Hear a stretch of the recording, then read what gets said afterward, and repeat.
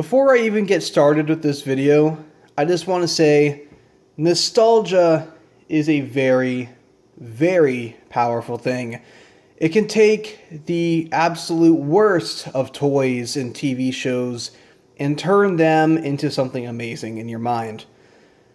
Now, I'm going to be as unbiased as I possibly can in this review, but there's something very special about this figure, and while he's no MP10, and he's definitely nowhere as good as some of these modern Transformers, Armada Leader Class Optimus Prime holds a special place in my heart, and it does something that no other Transformer has done since its release. So that being said, let's get into this. So this is the Leader Class Optimus Prime from Transformers Armada. It is a beautiful looking figure. Now this is the Power Links version. There's two variants during the Unicron saga and Armada in particular. I want to say as the Autobots and Decepticons kind of started teaming up with each other to fight Unicron, they all just kind of randomly started changing colors and names with absolutely no context. And Optimus went into this nice dark color scheme, and he didn't change. He was just Power Links Optimus Prime. It's weird. It never gets explained, but it's cool, so I can't complain. This is the toy that made my childhood awesome. So, without further ado, let's check out some accessories really quick. He only comes with two. He has his combined mode gun here, done in a simple gray plastic with clear plastic going down the center of it, as well as the grip. This is for a light up feature he has in his hands. We'll show off later. And he comes with an electroplated Corona Minicon. And this is the exact same Minicon he had in his standard form, just new name and a very shiny new color scheme. So to transform Corona here, we just flip up this top piece. The front half of the car becomes the feet. Then we're going to separate the arms like such. This thing is pretty tight. There we go. And then we're going to take the headpiece up here, fold it down, flip it back up, adjust the arms, and there is Corona. And this is a shiny boy. That is very, very shiny. And just to give you a sense of scale, here he is with the new Legends class Dinobot from Power of the Primes. Here he is with the Pretender suit, and here he is with a Prime/Headmaster. Definitely a tiny little robot. So of course, we all came here for Optimus. So let's check him out. So, vehicle mode, he's pretty big. This is very long. It's about 15 inches long, to be exact. The trailer does come off and reveal the cabin itself, and oh boy, you know, it's an older toy, so I can kind of excuse it for being lazy, but like, visible hand syndrome, visible head syndrome, oh look, there's hands on the back. Yeah, you can pretty much see exactly how this is going to work out, no matter how you work with him. Now, there is a little feature he has right here. You push this button, and lights and sound supposed to come off with him. It does not happen with mine. This thing came in like pristine condition. This just doesn't work. It's completely fine with me. The sounds for old toys like these are usually pretty staticky, so I don't mind it. The only thing I was worried about was the infrared feature not working, so we'll get to that in a moment. Here is the trailer. It is an absolute brick, and I love it. It's so cool. Nothing too special on the outside. We do have this little clear piece right here on the bottom you can kind of see, and that is an infrared sensor for this battery box down here, and there's a few servo motors in here. We're going to get going. So, to transform this into its base mode, we're just going to untab these two sides right here. And now we're going to go to our Optimus Prime. Let's actually get out a little bit. I'm going to put this in the background and start transforming Optimus. So, to go into his robot mode, pretty straightforward. Pull the hands down to become the feet. Stretch them up. Take the arms, push them in to get the fist revealed. Take the grill, pull it up. This happens all the time. There is a matrix of leadership in here. Very, very weirdly colored matrix done up in gold paint with some very inconsistent and sloppy metallic blue paint. Just pop that back on there. Make sure this little guy is turned on. Might be a bit of an important bit. And now we're going to bring the arms down. And as you can hear,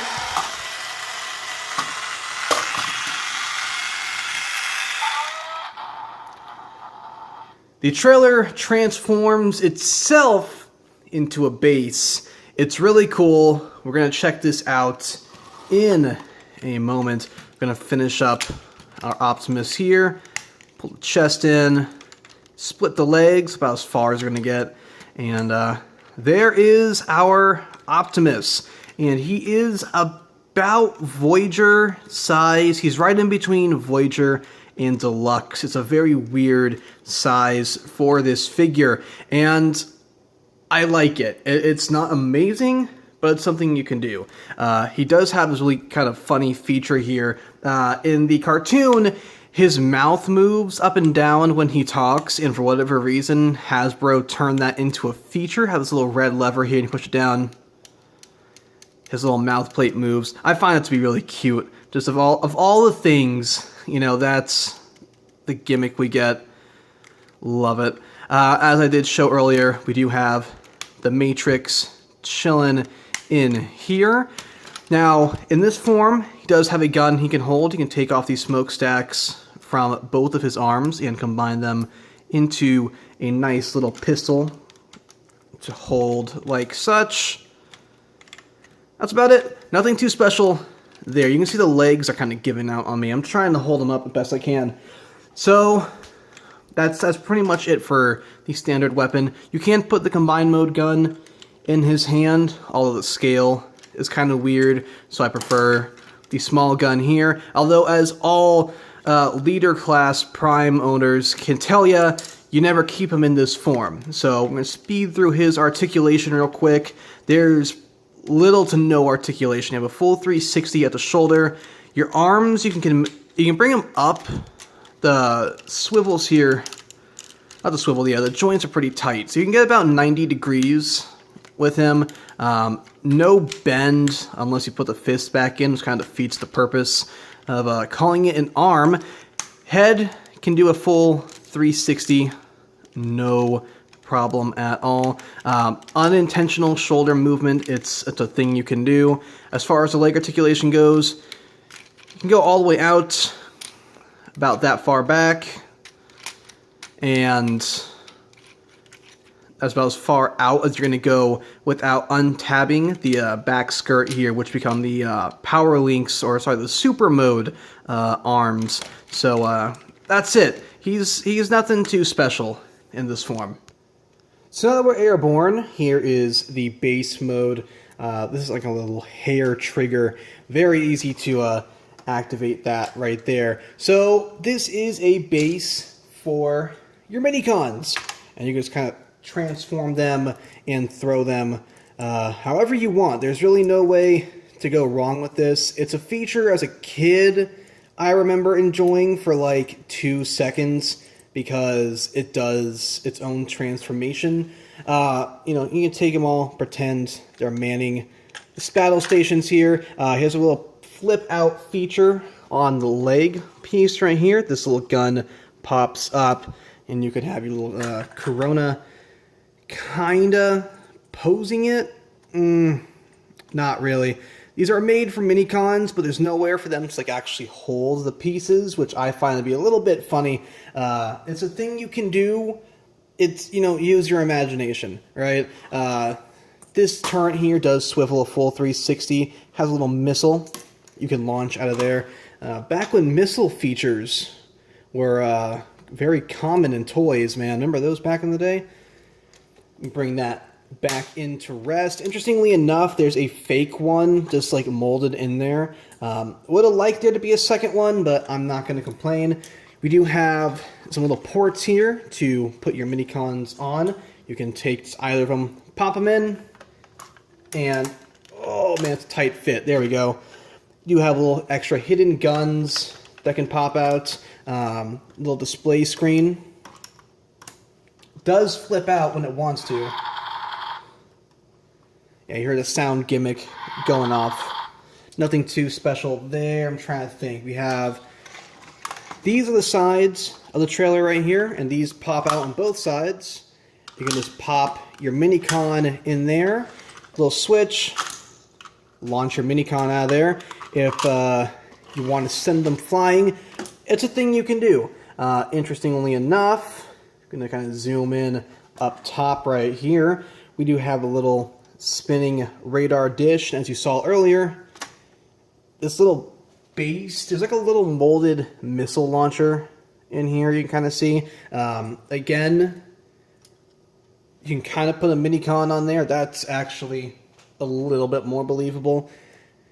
We do also have an arm that you can use to put the power links or a super mode gun onto as such. So you just want to have the gun stored in vehicle mode, or just have a gun randomly hanging off of your command center. Hey, you can do it. And we're just going to tab that back onto the gun. I store it like this. A lot of people do. This makes life a little bit easier. So, I'm going to put this all back together, flip that piece down, and now we're going to put Optimus into his super mode. So, the base is still going to be turned on. Let me just find the side right here. The trick is there's a little sensor up front in the cabin, and as long as it's within about 12 inches of the trailer, it'll trigger the transformation. So we are going to pop the arms like such, to swivel them back basically. Break Optimus Prime's arms. Best way to put it is break his arms. And now we gotta have, it's a little bit like surgery here. See that little white tab? That's what's gonna tell the trailer to go back into trailer mode. We obviously don't want to do that, so we're gonna push up like such, and just kinda avoid trying to hit that button. Let me see, I'm on this side, I'm pretty sure. We're gonna split the arms here. There we go.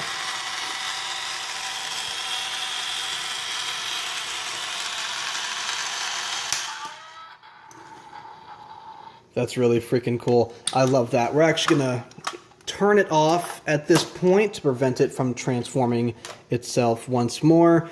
And now we can finish the transformation here and bring the grill back up. It untabs all the time. It drives me insane.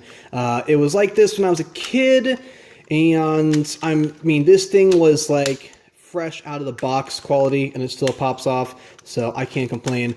We're going to rotate the shoulders, bring them back down, take the arms, bring them down and around, and then we have the combined mode head here, but this will pop itself up in a moment.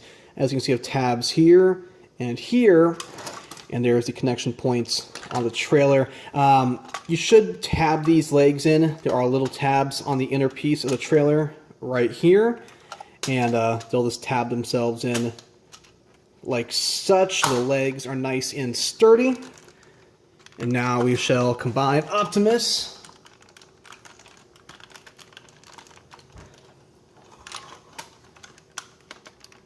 like such. And as you can see, the head doesn't want to pop up.